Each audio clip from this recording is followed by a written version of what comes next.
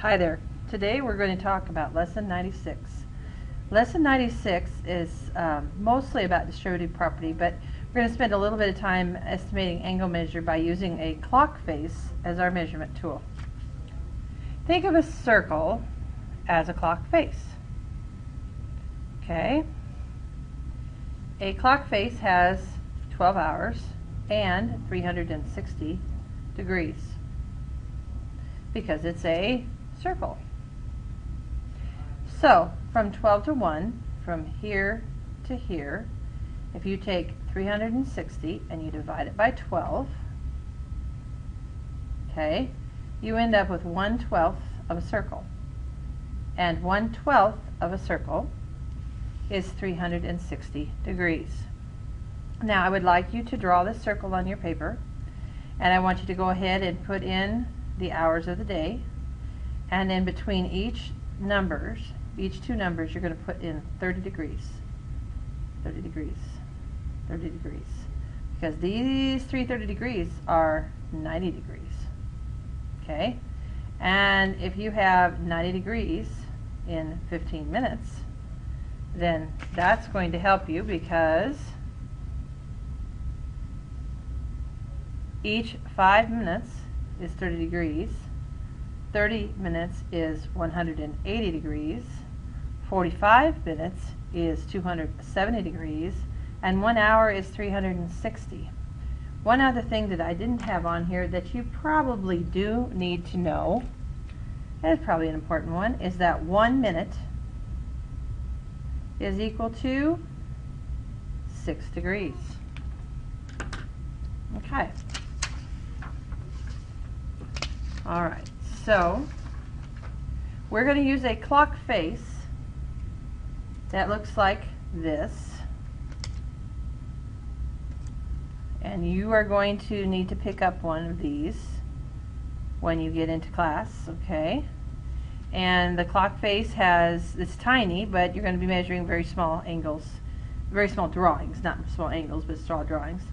So if you have a clock face, and I will do a couple for you, it'll help you to estimate what an angle might be. Now, you may not be exactly right on with your estimate, but you'll be pretty close. Okay, here's a practice sheet. And again, I'm going to have you pick this up in class, so just make sure that you ask for it when you get done listening to these notes. We're going to start with this first one. I'm going to do a couple for you. Okay? So generally we like to do angles that are open to the right, and we like to set them up like this. So when you set this up, I'm going to blow this up real big. Okay, so when you set this up, you're going to set it up so that the end of the angle, the vertex of the angle, is on the center of the circle.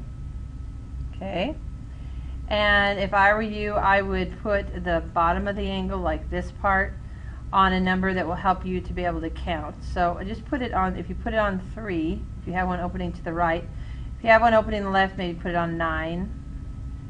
Put the bottom of the angle on 3, and then you look to see how much space there is. Now this doesn't go clear to 2, so it's not 30 degrees. But if we remember that 1 minute is 6 degrees, we're going to go, let's see, there's 1, 2, 3. Okay, so 3 times 6 equals 18, because you got 3 minutes, okay, and you've got 6 degrees for each minute. So this one is going to be approximately 18 degrees. Okay, let's do another one. The second one we're going to do, interestingly enough, it opens to the left. So we'll put the vertex of the angle right on the center of the circle, and we line up the bottom of the angle, this part, with 9. It just makes it easier to count. So you've got 5 minutes, 10 minutes, 11, 12, 13, looks like about 13 minutes. Now you could go, you know that 5 minutes is 30, so you can go 30, 60, and then 1, 2, 3. So you've got 60 degrees, plus then you have those 3 times 6, so you end up with 60 plus 18, about 78. And that looks right, because if it was straight up, it would be 90. So this one right here is approximately 78 degrees. I'll do one more, get you started. Only laying it down, though. I'm not going to tell you what the amount is, but I'll give you kind of a start. Okay, put it on the vertex of the circle. Okay, and line it up with the 3, because it just seems like it makes sense. You've got a full 5 minutes here, so that's how many degrees? And then you've got like 2 more there. So I'll let you figure that one out. Make sure that you get this paper so that in class, so that you can do this, because this is part of what you have to do for your notes. Okay, going on. After working that practice sheet, then we need to tackle distributive property. Now, distributive property is not all that bad. Okay, there we go.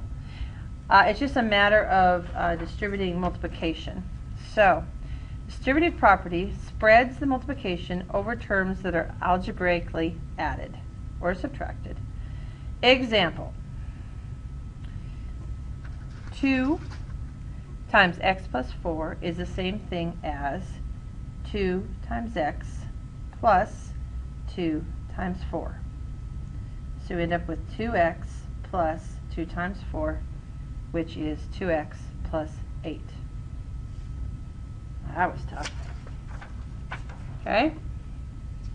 And you'll probably have to stop the video so that you can write that down. Okay, got a bunch more examples. And they are examples, okay? So, 6 times the quantity x plus y is going to be 6 times x plus 6 times y. 6x plus 6y. 6x plus 6y. That's it. Can't do any more from that because you can't add x to y. Here's another one with just letters. A times the quantity b plus c. A times b plus a times c.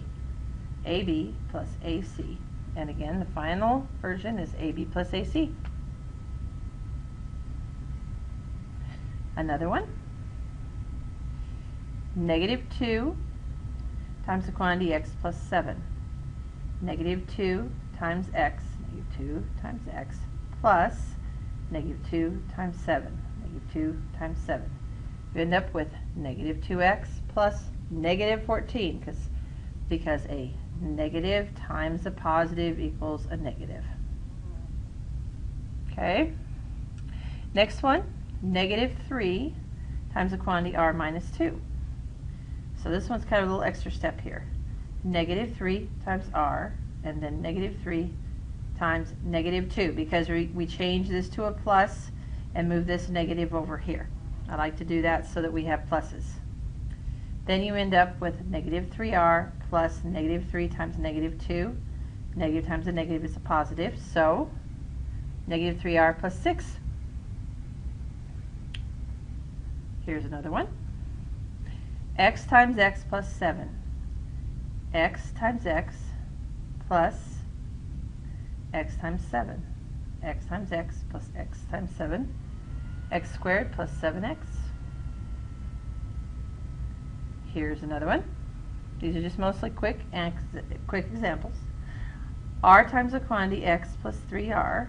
R times x, rx, plus r times 3r, r times 3r.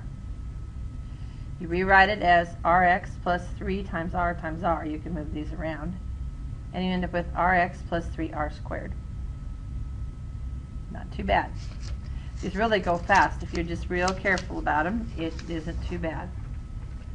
Okay, now here's an example of one with a little bit more, just a little more steps to it. So, this has some terms here, but it has one term where you have to use the distributive property. So you can already see, because PEMDAS tells us we have to do parentheses, that we've got to do this first. So 2 times 3x plus 2 times 2. So this is what happens. You use distributive property, you end up with x squared plus 3x plus 2 times 3x plus 2 times 2.